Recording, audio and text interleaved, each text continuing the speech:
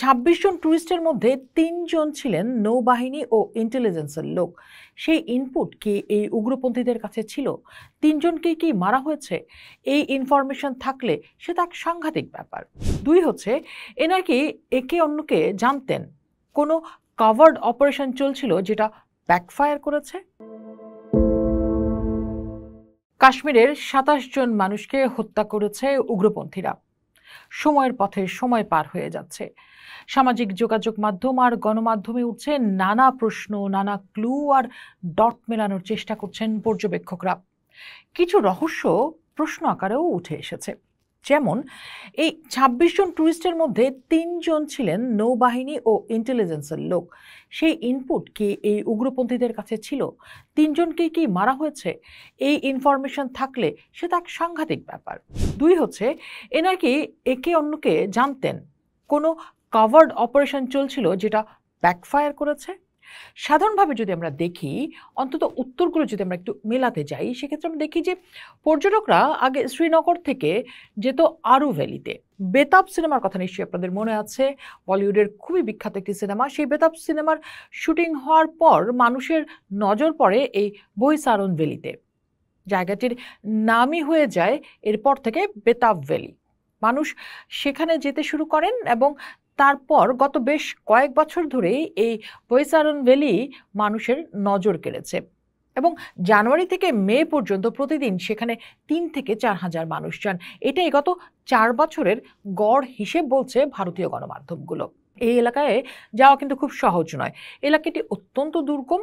ঘটনার একদিনের মধ্যেই জানা গেছে যে হামলাকারীরা নিজেদের মধ্যে পাখতুন ভাষায় কথা বলছিল। তারা জংলা পোশাক পরেছিল এবং তারা যদি আক্রান্ত এলাকার খুব কাছের বারমুল্লা সেক্টর দিয়েও ঢোকে, তাহলেও তাদেরকে কম করে ১৫০ কিলোমিটার হাঁটতে হয়েছিল।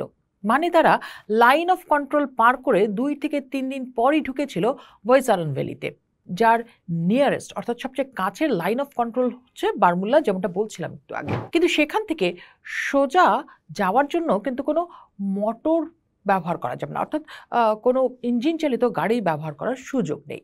অসম্ভব দুর্গম সেই পাহাড়ি পথ দিয়ে তাদেরকে কিন্তু হেঁটে আসতে হয়েছে। এখন প্রশ্ন হলো, এখানে নাকি ভারত এক দুর্ভেদ্য ৩ স্তরের সুরক্ষা ব্যবস্থা তৈরি করে রেখেছে। তো সেই ৩ স্তরের সুরক্ষা ভেদ করে কি করে ঢুকে পড়লো অভিযুক্ত এই পাক টেরোরিস্টরা? সেখানে কতগুলো এজেন্সি কাজ করছে এই সুরক্ষার জন্য? আমরা যদি ভারতীয় গণমাধ্যম থেকে তথ্য নেই, সেখানে দেখা যাচ্ছে যে জম্মু কাশ্মীর পুলিশ, ভারতীয় সেনাবাহিনী, central armed police force, CPF, central reserve police force, CRPF বলা হয় যেটাকে, border security force, Indo Tibetan border police, এই ৪ ধরনের আইনশৃঙ্খলা রক্ষাকারী বাহিনীর উপস্থিতি রয়েছে। সেই সাথে রয়েছে গোয়েন্দাও, মিলিটারি গোয়েন্দা, রাজ্য সরকারের গোয়েন্দা এবং অবশ্যই RAWর এই প্রত্যেক এজেন্সি সেখানে উপস্থিত রয়েছে। তাহলে এই টেরোরিস্টরা AK-47 হাতে এতগুলো গোয়েন্দা এবং আইনশৃঙ্খলা রক্ষাকারী বাহিনীর এজেন্সিকে ঘোল খাইয়ে ফেলল। এই ধরনের সন্ত্রাসবাদের মোকাবেলায় কাশ্মীর বর্ডার সুরক্ষার জন্য ভারত সরকার কিন্তু একটা বিরাট খরচ করে থাকে। সেটাই বা কত একটু জানি। বিভিন্ন তথ্য বলছে এদের জন্য 2025-26 এর বাজেটে 11,290 কোটি টাকা ধরা আছে। এছাড়াও অপারেশন সদ্ভাবনা, যা নাকি কেবল জম্মু কাশ্মীরেই ভারতীয় সেনাবাহিনীকে দিয়েই চালানো হয়, তার বাজেট 450 কোটি টাকা। আর তাদের ডিফেন্স বাজেট তো রয়েছেই এবং সেখান থেকে একটা বড় ভাগ যায় কিন্তু এই খাতে। এছাড়াও বিভিন্ন অঘোষিত ফান্ড আছে যা সাধারণভাবে জানানোই হয় না। এই বিরাট খরচের পর দায়বদ্ধতা থাকবে না? আমরা যদি শুরুর আলাপটিতে আরেকবার ফেরত যাই, অর্থাৎ গত ৪ বছর ধরে সিজনে প্রতিদিন যে ট্যুরিস্ট স্পটে গড়ে ৪,০০০ লোক জমা হচ্ছে, সেখানে বা তার ৫ কিলোমিটার রেডিয়াসে কোনো সুরক্ষা বাহিনীর সেনা ছিল না।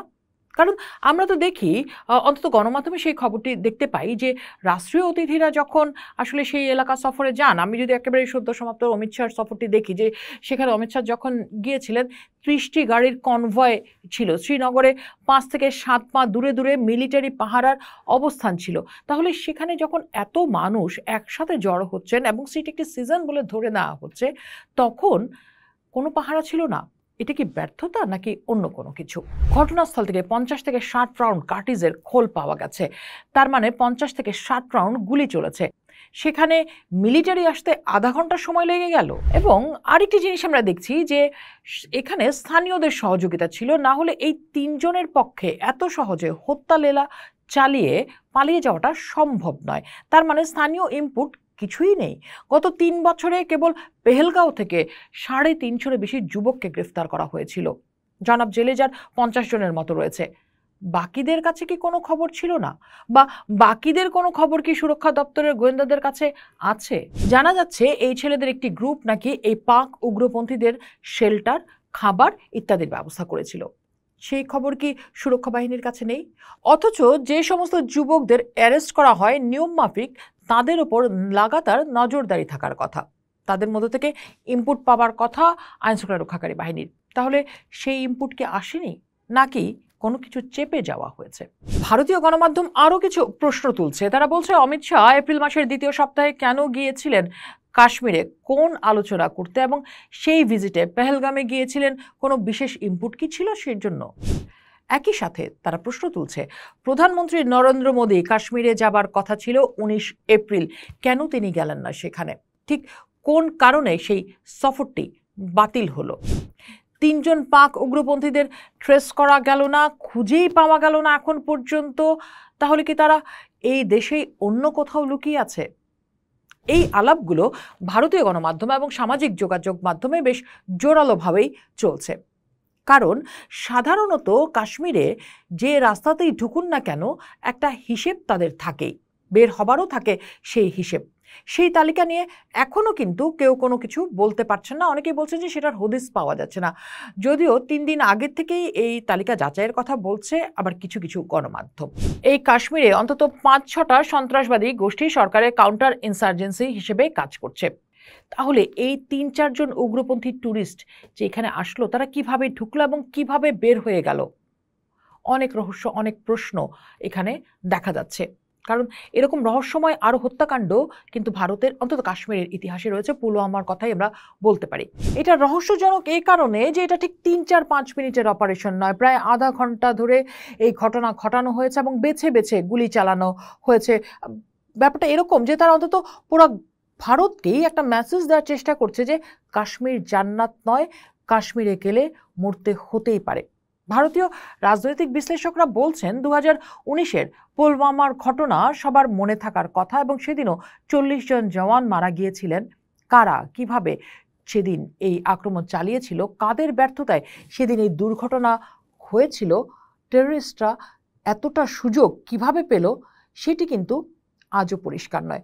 যদিও সে সময় রাজ্যপাল মুখ খুলেছিলেন এবং আমরা জেনেছিলাম যে এই ঘটনা তাকে চেপে যেতে বলেছিলেন Modi. National security adviser Ajit Doval বলেছিলেন আরেকটা মুম্বাই হলে বালুচিস্তান হারাবে পাকিস্তান। খুব কি বদলেছে সময়? এরপর তুলে নেওয়া হলো 370 ধারা, বলা হলো উগ্রপন্থাকে কবরে পাঠানো হয়েছে। আজ সেই উগ্রপন্থার বলি 27 জন ভারতীয়। আর এই আক্রমণের পরে কাশ্মীরে আপাতত পর্যটন বন্ধ হয়ে যাবে।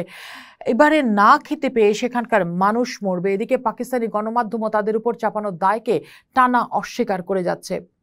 অনেকেই এই ঘটনার জন্য লিবারেল সেকুলারদের দায়ী করছেন, কিন্তু কেউ এই প্রশ্নের জবাব দেবেন না।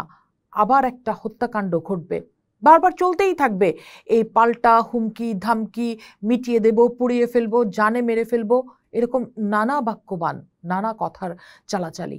মাঝখান থেকে ঝরবে কেবল কিছু মানুষের প্রাণ। পোস্ট দেখুন, ভাবুন, করুন, পোস্টের সাথেই থাকুন।